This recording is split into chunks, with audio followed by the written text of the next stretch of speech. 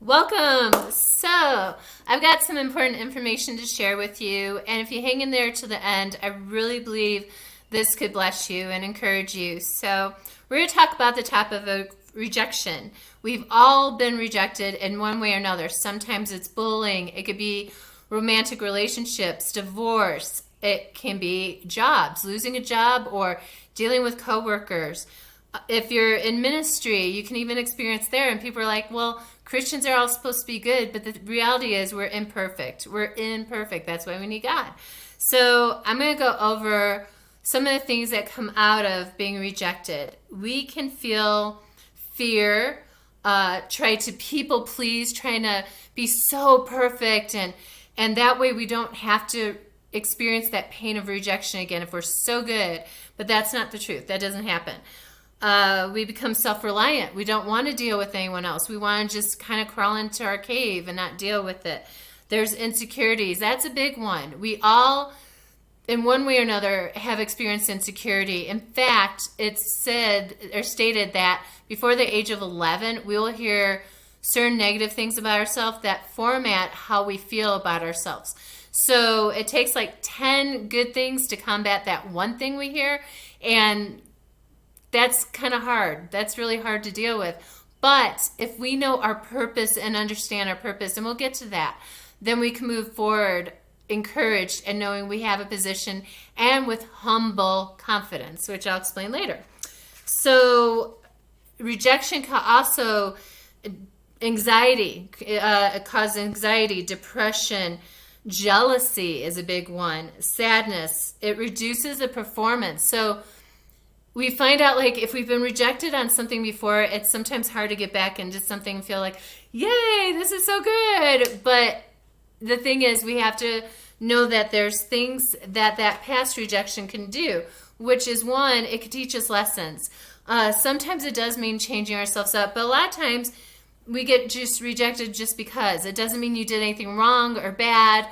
You know, people are going to not always agree. And we have seen that this last year of people disagreeing on a lot of topics.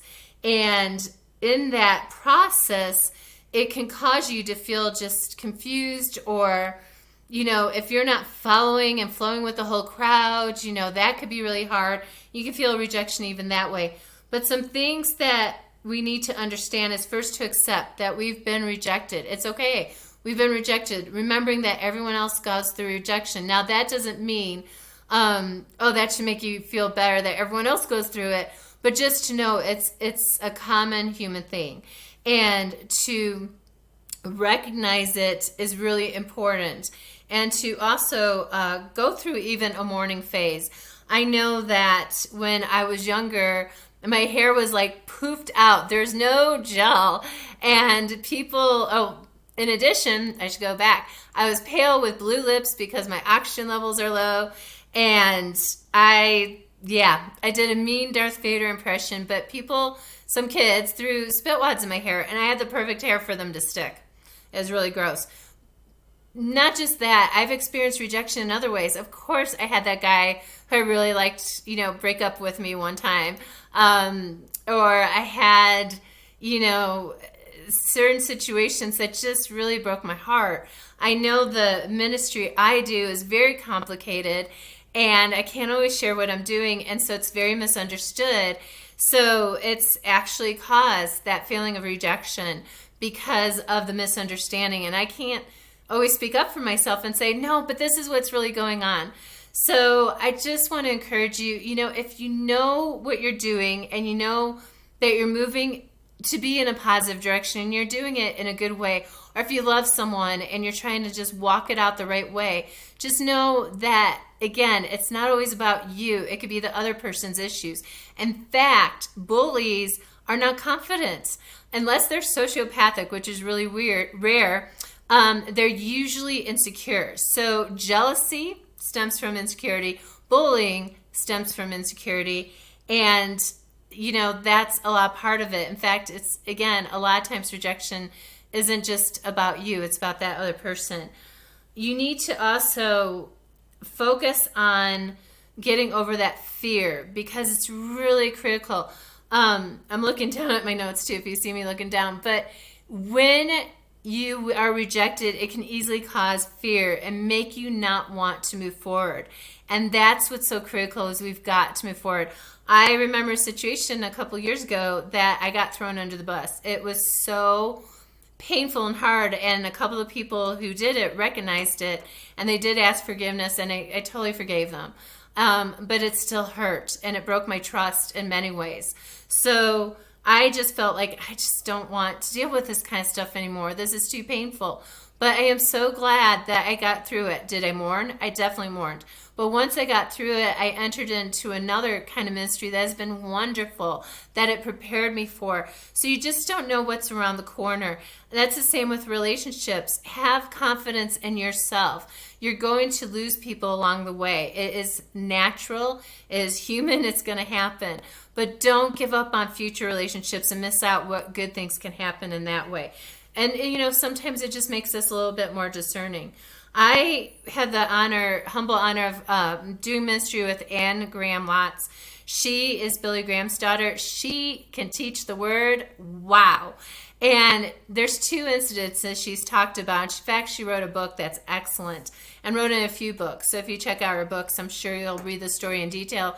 But one was, she was asked by a group of pastors to speak, and she got there, and long story short, they turned their backs. They literally turned their chairs around, and she was speaking to their backs until they realized it's okay. It's okay that this woman is teaching us. And they one by one started turning their chairs around. And then there's another time that she was teaching a Bible study at her church. Well, if you have had the honor of listening to Anne speak, she is so good. And so it grew and it grew and it grew. And I know I would have joined that Bible study because she's anointed. She's gifted in that area. But she actually got dismissed from the church. And it was heartbreaking. You could just imagine. So I think of her, and she's just so sweet. But not only that, we look at David, Elijah. Like, David in the Bible had so many enemies. If you read Psalm 27, I'm not going to go through it now, then you can see where David is struggling with it. And like, Lord, this is so hard. There's Elijah, who felt he was like the only believer at the time. Like, what is going on? And we're seeing that these days, some crazy stuff going around. In fact, Hebrews 10:25, not neglecting to gather together as some are in the habit of doing, but encouraging each other, and all the more as you see the day approaching. As we know, if we know the times, things are going to get harder. It doesn't mean there won't be hope and miracles, but we're seeing that. We're seeing a lot of angry and knee-jerk reactions of people. We're seeing good for evil and evil for good. And so we're going to feel alone at times. If we are following Jesus, we're going to feel alone. It's not easy all the time, but hang in there. The other thing is there's going to be steps to also heal. So some of the steps are to just humble yourself before God, get before God, and create that relationship with Him so deeply. I'll admit, when I've been rejected or hard, sometimes I'm like, God, why? Why would you let this happen? And yet sometimes He allows that to happen so that we rely on Him, that we don't rely on people and put our trust all in people. We're not supposed to. It says, don't put your trust in all man, put your trust in me. And so that's really critical. Also, there's just steps to take that, to marvel at who God is and His miracles and His wonders, and realize that we're one of them. We were created in God's image. Let me repeat that again. We were created in God's image. And not just that, if we've accepted Christ, He dwells in us. That's so cool. So whatever rejection comes your way, just remember, you may be rejected, but God will never, ever reject you. Romans 8 is incredible to read about. We're never separated from the love of Christ. Never. That is so important to recognize no matter what happens. And, of course, Jesus experienced the ultimate rejection on the cross. Could you imagine? So here He's going, and He's going through this crowd, and they're taking these palms and they're waving and cheering Him on. And that next time that same crowd is saying, crucify Him, kill Him, murder Him unrighteously. I can't even fathom the rejection He felt. Or even the night, when He's in the garden, Gethsemane, his own friends were falling asleep. And I'm sure in some way, even if they didn't mean it, he felt rejected.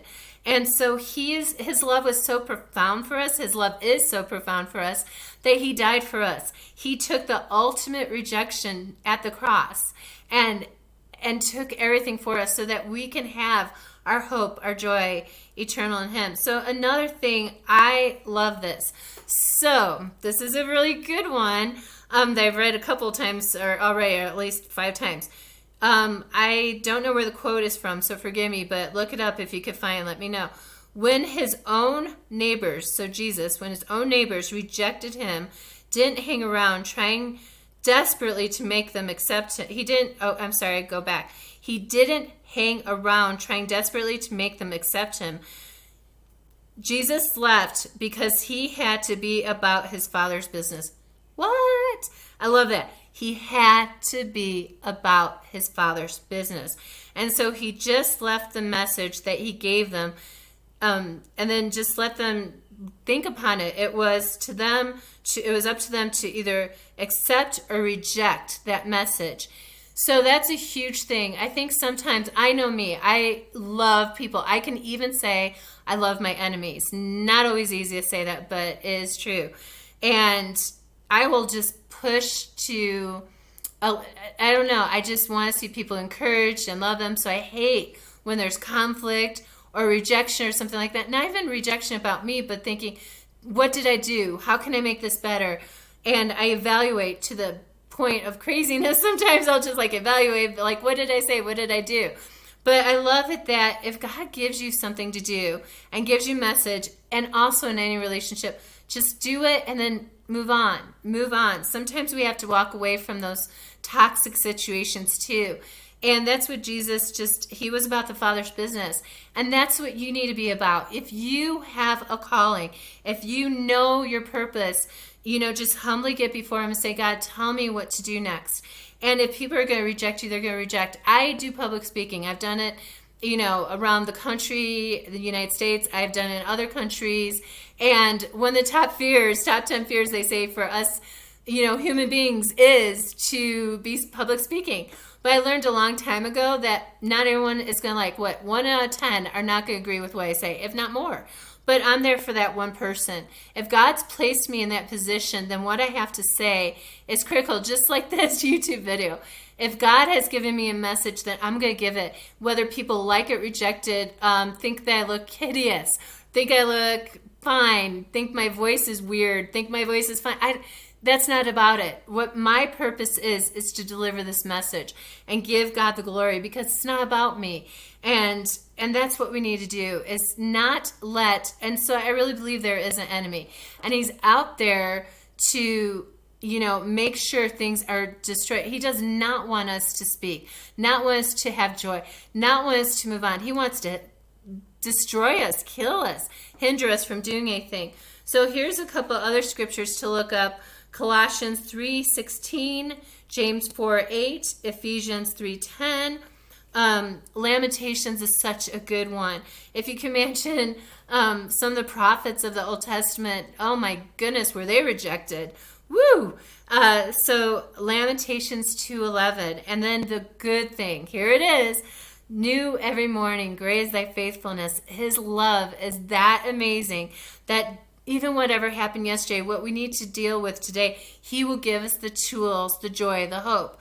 So Lamentations 3:19 through 23. And then John, that's not 2 John. John 1:11.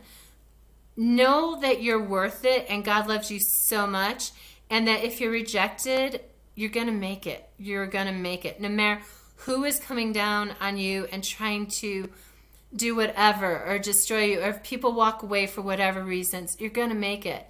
You will make it to the finish line, and you'll get to hear, if you go the whole way, you get to hear Jesus say, good and faithful servant, and he will hold you, and no more tears. And it is awesome. So hang in there. Know that you're so loved. You're completely loved. And that if you're hearing this, I'm doing it because I care. I care. You're cared for. And I love It's a Wonderful Life. If you haven't seen it, I highly recommend it. It is such a great movie. It's my favorite all-time movie. I know it's a Christmas movie, but it's worth watching anytime. No man is an island who has a friend. And just know again, you are so cared for and loved. So take care and God bless. Bye.